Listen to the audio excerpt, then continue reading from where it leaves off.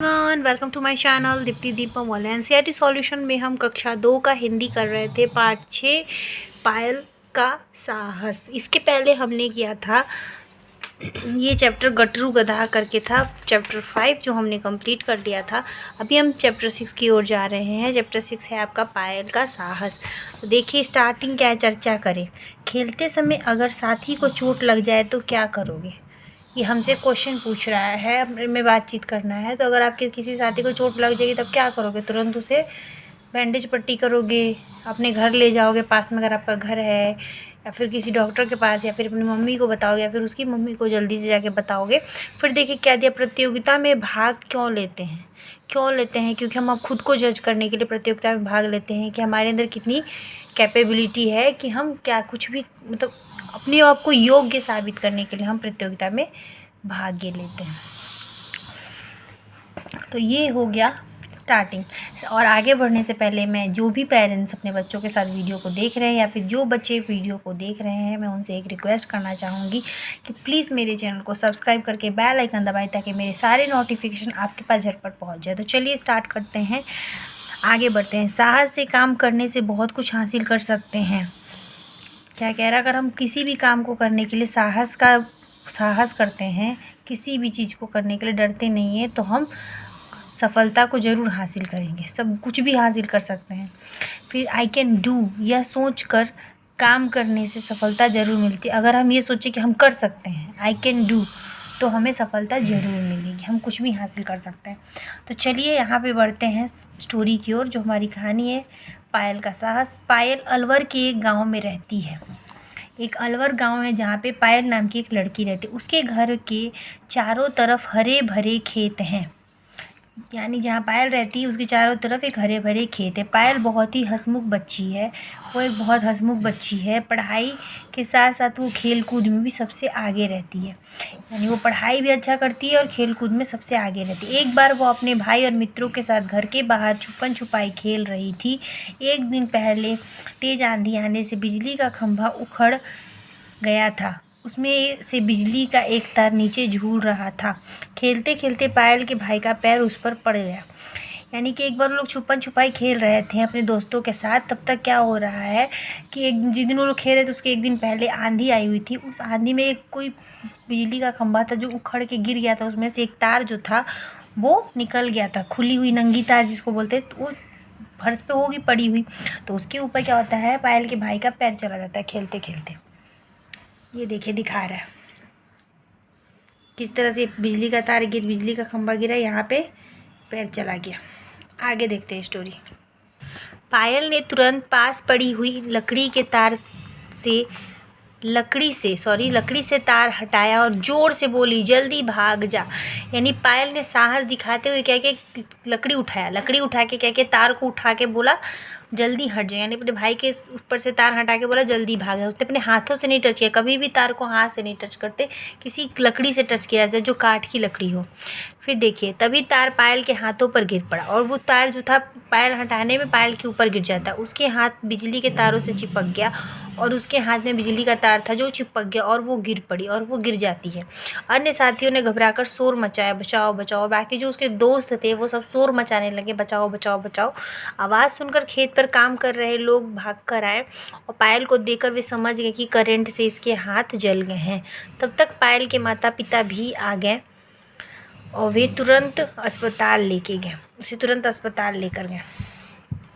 क्या हुआ कि जब वो सब चिल्लाते हैं तो आसपास खेत में कुछ लोग काम कर रहे थे, वो वापस वहाँ पे भाग के आते हैं और देखते हैं कि उसका हाथ जला हुआ है। पायल का तो समझ जाते हैं कि बिजली के तार से हाथ जल गया है। तब तक उसके माता पिता आ जाते हैं और उसे अस्पताल लेके जाते हैं। अस्पताल पहुंचकर डॉक्टर ने पायल की जांच की और बताया करंट लगने से हाथ बहुत जल गए हैं, अब शायद वो इन हाथों से कुछ काम नहीं कर पाए। यानी उसका हाथ ज़्यादा जल गया था, डॉक्टर ये बताता है, और इस वजह से उस हाथ से वो काम नहीं कर पाएगी। यह सुनकर पायल के माता पिता उदास हो गए। यह सुनकर उसके माता पिता उदास हो जाते। डॉक्टर कहता हमें बच्ची के नकली हाथ लगाने होंगे। यानी उसका हाथ जो था वो ख़राब हो जाता है, और अब उसका हाथ नकली लगाना पड़ता है। फिर हमारी बच्ची अपने काम खुद कर तो पाएगी न डॉक्टर साहब? पिता ने उदास होकर पूछा। मतलब उसने बोला इसका नकली हाथ लगाना पड़ेगा, डॉक्टर ने कहा। तो फिर तो उसके जो पिता थे उन्होंने कहा कि तो फिर हमारी बच्ची खुद तो कुछ कर पाएगी ना डॉक्टर, उदास होकर पूछते हैं। मतलब नकली हाथ अगर आप लगाओगे तो क्या ये कुछ काम कर पाएगी?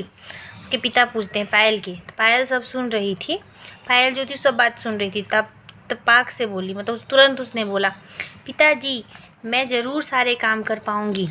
तो उसने तुरंत बोला कि मैं सब काम कर लूँगी, विद्यालय भी जाऊँगी और खूब पढ़ूँगी लिखूँगी।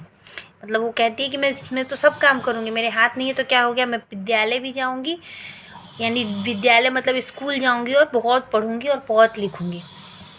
अब इधर आते हैं, पायल की हिम्मत और साहस देखकर डॉक्टर साहब भी हैरान रह गए। पायल ने नकली हाथ लगा दिए गए, पायल का हाथ जो था वो काट दिया गया, उसके हाथ नकली लगा दिए गए। और फिर इस घटना के कुछ ही दिनों बाद पायल ने पैरों से लिखने का अभ्यास कर लिया। और पायल जो थी वो क्या करी, अपने पैर से लिखने लगी, क्योंकि उसका हाथ तो ख़राब हो चुका था इसलिए वो पैरों से लिखने लगी। अभी घाव पूरी तरह ठीक भी नहीं हुए थे कि एक दिन उसने माँ से कहा, माँ विद्यालय में खेल दिवस की तैयारी हो रही है, मैं भी कल से विद्यालय जाऊँगी।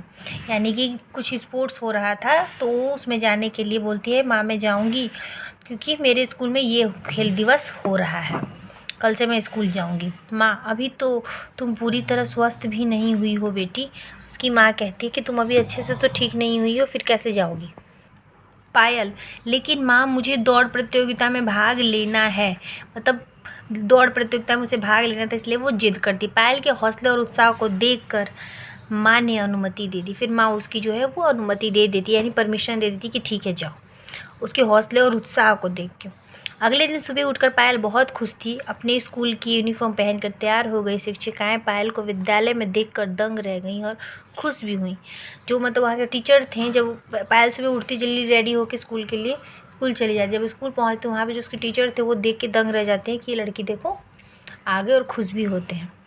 कक्षा में पायल के बैठने के लिए दरी बिछाई गई जिससे वो पैरों से लिख सके, यानी टेबल कुर्सी पे बैठती तो पैर से नहीं लिख पाती, इसलिए उसके लिए एक दरी बिछाया गया ज़मीन पे जिस पे वो बैठ के पैरों से लिख सके।